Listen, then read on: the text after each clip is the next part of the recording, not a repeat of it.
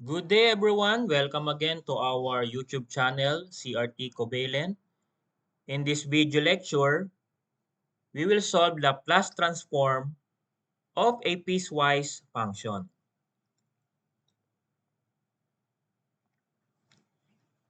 Take note that in mathematics, a piecewise function is a function whose domain is partitioned into several intervals or subdomains on which the function may be defined. Let us find the Laplace transform of this function. Ft is equal to -1 when t is from 0 to 3. And Ft equals 1 when t is equal or greater than 3. So it means from 3 to positive infinity, Ft is equivalent to 1. So to get the Laplace transform, let us first recall the definition of the Laplace of Ft.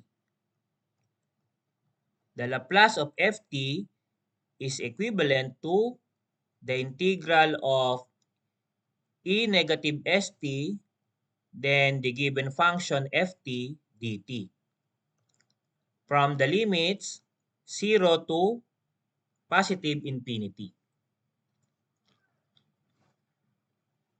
So our given ft is a piecewise function.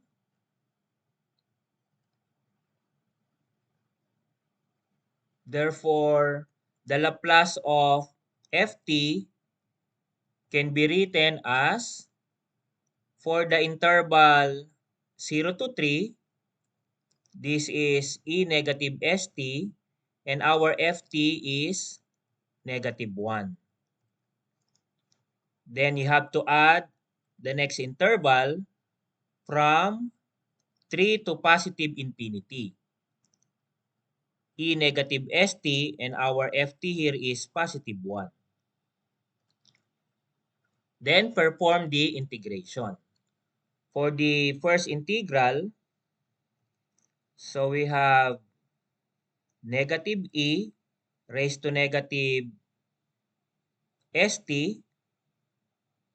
over -s. And the limit is from 0 to 3. For the second integral, this is plus e negative st over -s, limits from 3 to infinity. For the substitution, so we have negative e and over -s, that is positive. Therefore, we have now e raised to -s times 3 because the upper limit is 3. So we have -3s here over s. Minus the lower limit. So we have e raised to 0 over s. This is for our first substitution. For the second substitution, for the limits from 3 to infinity, therefore we have e raised to -infinity over -s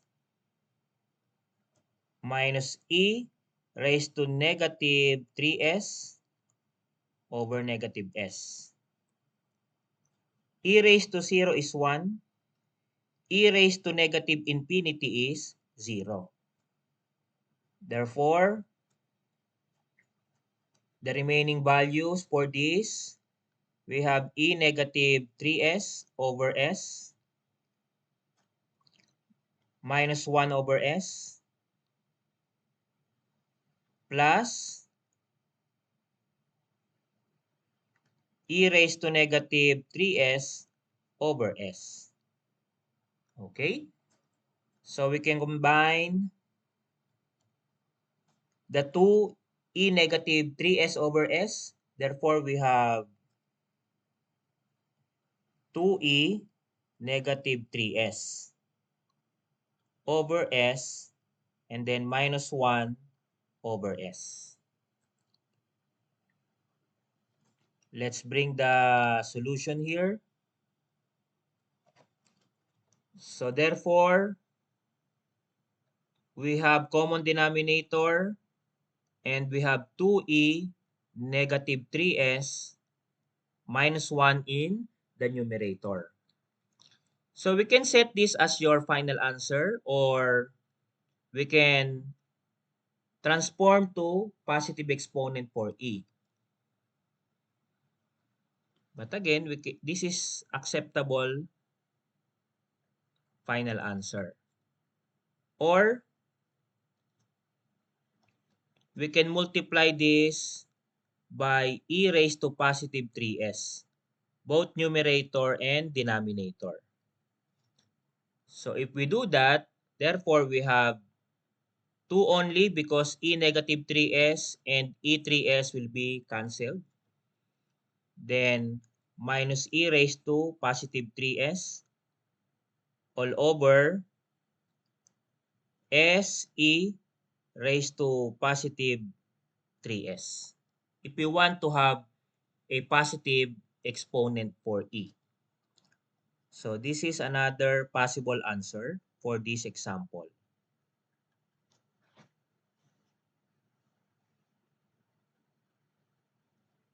Thank you for watching this video tutorial. You can leave a comment, you can share, like this video, and also please subscribe to our YouTube channel. Thank you and God bless to all.